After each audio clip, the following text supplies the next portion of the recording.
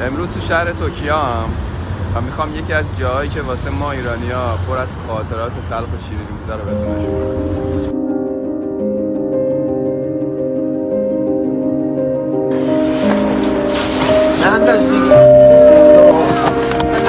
پشت سر من ورودی پارک اوئنو هستش، جایی که هزاران ایرانی در دهه 60 برای کار به ژاپن به اینجا می اومدن و واسه شون الان پر از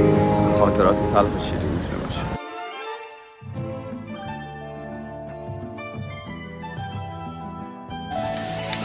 日本とイランの間では1974年以来相互にビザを免除する措置を取ってきましたが、ここ 2-3 年 این پله ها دقیقا جایی بوده که بیشتر از 40,000 ایرانی تو دهه 60 وقتی رسیده بودن ژاپن اینجا منتظر این بودن که کار پیدا بکنن و برن دنبال رویاهاشون.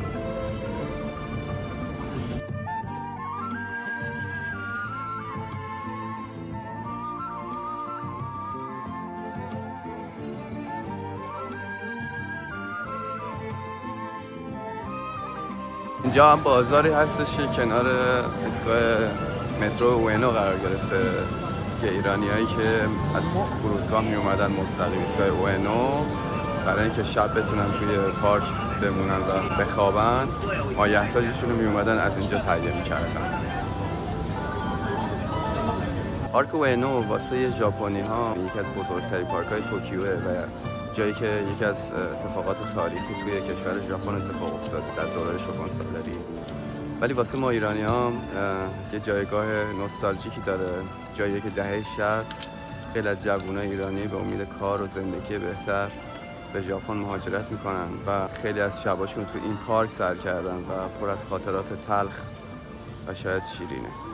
البته فقط پارک اوئنو نبوده، یه پارک دیگه هم هستش توی منطقه شیبویا به اسم یویوگی که به تهران کوچیک معروف بوده و اونجا هم یکی از پاتوق‌های ایرانی‌ها بوده،